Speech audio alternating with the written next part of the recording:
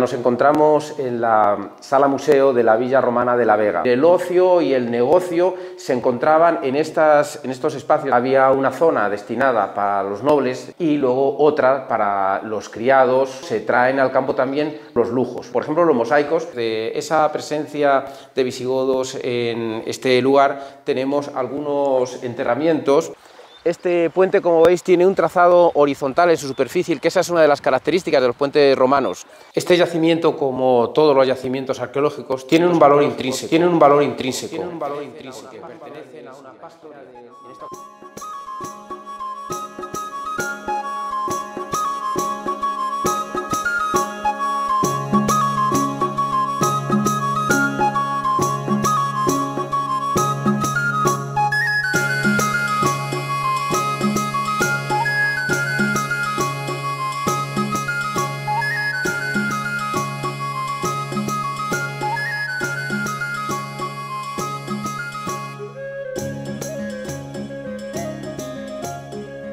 Bien, nos encontramos en la Plaza de Toros de planta cuadrada que se encuentra asociada al templo de la ermita de la Virgen de la Vega.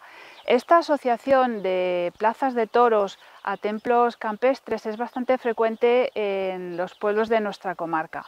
Lo que podemos ver aquí son los antiguos sillares de la villa romana que han sido reutilizados para la construcción de esta plaza de toros y en este caso aquí para el burladero.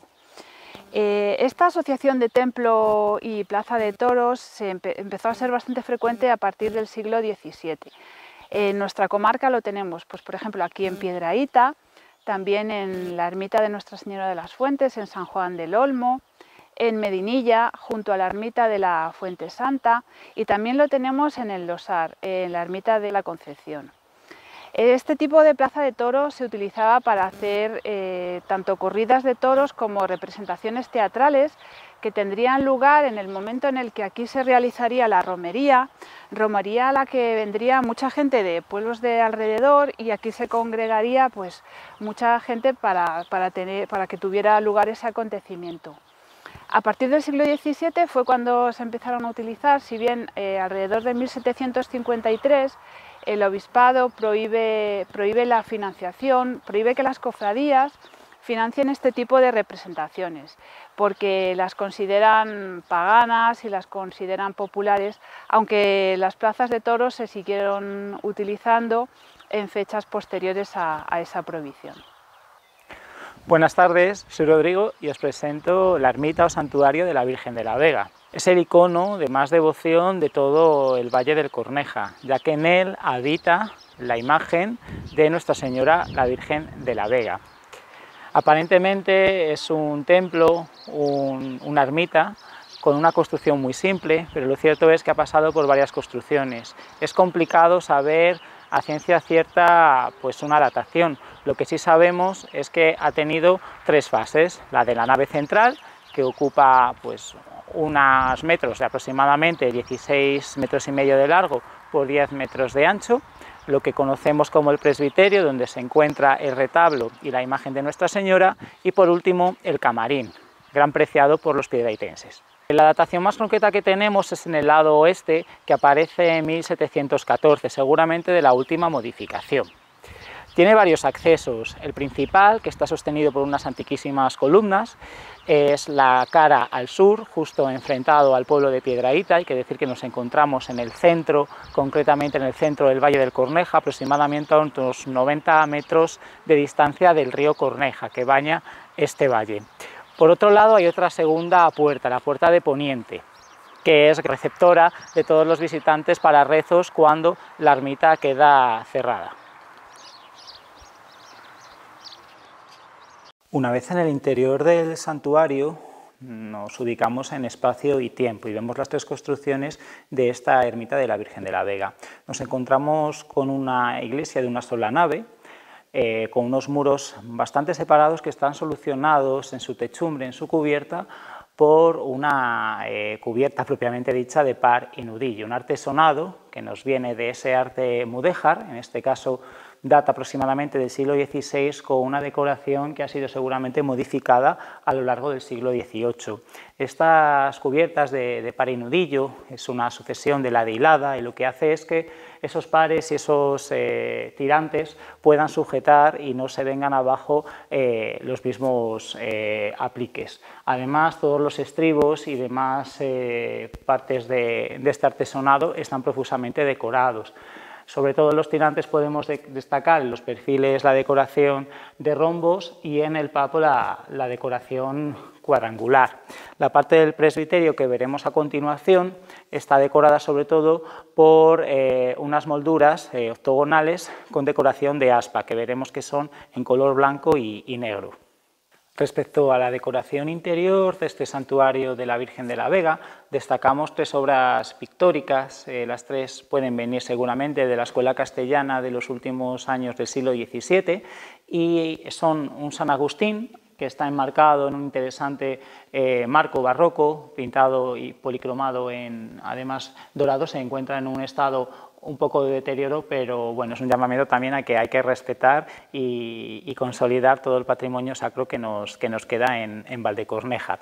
Las otras 2 pinturas la constituyen una imagen de la Dolorosa con las manos separadas y un Ecce Homo. Suelen presentarse juntas, están ambas a los 2 lados de la Virgen de la Vega, y en el caso del Ecce Homo se muestra aislado en una actitud de devoción.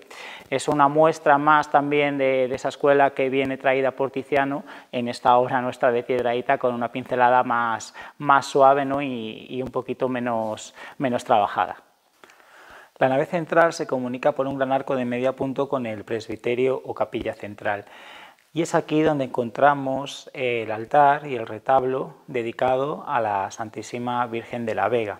Se trata de un retablo de los últimos años del siglo XVIII, según los estudios de María de la Vega Gómez González, y en él podemos ver la Virgen de la Vega y el Niño, y una imagen más pequeña en tamaño de esta patrona del Valle del Corneja. Muchas son las tradiciones en las que se nos lleva a la Virgen de la Vega, muchas de ellas además relacionadas con el toro. No en vano hemos visto que tenemos una plaza de toros cuadrada justamente al lado de este santuario. Lo cierto es que se cuenta que en la Casa de las Fieras, un barrio cercano entre la Villa Piedrahita y el santuario, había una pastora hilando, haciendo sus labores, y se le apareció un toro bravo. En ese momento hubo una aparición mariana que le salvó del fatídico encuentro con el animal. Además, también cuenta la tradición que cuando se intentaba subir a la Virgen hacia la villa de Piedrahita, a su iglesia, la pequeña Virgen empezaba a pesar más y más, imposibilitando el paso del río Pozas hacia la villa. Es por ello que se levantó este santuario para que fuera la vivienda principal de la Virgen de la Vega, patrona, como he dicho, del Valle del Corneja. Esta última parte del vídeo, en el interior del santuario de la ermita de la Virgen de la Vega, vamos a dedicarlo al camarín. El camarín es un espacio que surge en la parte este y que nos muestra una visión a la trasera de la Santísima Virgen. En este momento quería hablar también de las donaciones que se ha llevado a cabo no solamente por piedrahitenses, sino también por numerosas personas relacionadas con el señorío de Valdecorneja. Es el caso de la 13ª duquesa de Alba, para muchos conocida como la Musa de Goya, que le donó un manto a la Virgen y al Niño en hilo de oro. El camarín está decorado por unas imágenes bíblicas en cerámica, ya de una tipología posterior, que son de gran delicadeza artística. Además, la cubierta se soluciona por una decoración propiamente modernista de un ángel aproximadamente de los años 20 del siglo XX. En la actualidad podemos disfrutar de este espacio gracias a la adecuación que se hizo por parte de la Iglesia y del párroco Santiago Enrique hace unos años. La luz que entra desde el Valle del Corneja por esta vidriera ya propiamente modernista, hace aún más bello el lugar al traspasar por el centro de este retablo dieciochesco que hemos visto con anterioridad. Como vemos, la ermita también cuenta con una torre ya moderna de inicios del siglo XX, que las primeras estampas postales e incluso en obras tipo metálicas como medallas y demás, no aparecía en un primer momento. Eso es que, bueno, van surgiendo modificaciones en cuanto a este santuario. Hay que decir que la ermita de la Vega también es el epicentro de festividades, como es el caso de la romería, que se celebra el lunes de Pentecostés, más o menos la primera semana de junio. Cada año recibe a numerosas gentes venidas de todo el Valle del Corneja a visitar a la patrona y a pasar un día pues, muy familiar. Otra fiesta muy celebrada son las patronales, es la fiesta de Piedrahita o la fiesta de la Vega, como podemos decir, y se celebra el segundo fin de semana de septiembre, es el segundo sábado después del primer domingo de septiembre. Para que os hagáis una idea, el siguiente fin de semana a la del fiesta del Cristo del Caño del Barco de Ávila. Es una fecha muy señalada para todos, muy emotiva, en la que además invito a todo el mundo que nos visite porque lo celebramos con mucha alegría, con dulzaina y con una música popular también venida con el hilo introductorio, ¿no?, de nuestra Virgen de la Vega, como es la Jota de Piedrahita o el himno de la Virgen de la Vega, con unas 300 personas ataviadas de indumentaria tradicional abulense. Además, desde los años 80 del siglo XX, la Feria del Caballo de Piedrahita ha reunido a numerosos jinetes que bajan en una ofrenda floral para la bendición de caballos sobre el 15 de agosto. Así que estáis todos invitados a disfrutar y a compartir de este lugar tan preciado por todos los piedrahitenses y los vecinos del Valle del Corneja. Y hasta aquí el vídeo de hoy. Hoy me quiero despedir, pero antes quiero agradecer la labor de nuestro compañero y amigo Ángel Luis Mayoral Castillo, quien ha colaborado en dar visibilidad a la presencia romana en nuestra comarca. Y ya sin más, me despido. Esperamos que os haya gustado este paseo con arte y nos vemos muy pronto en el próximo vídeo. ¡Hasta pronto!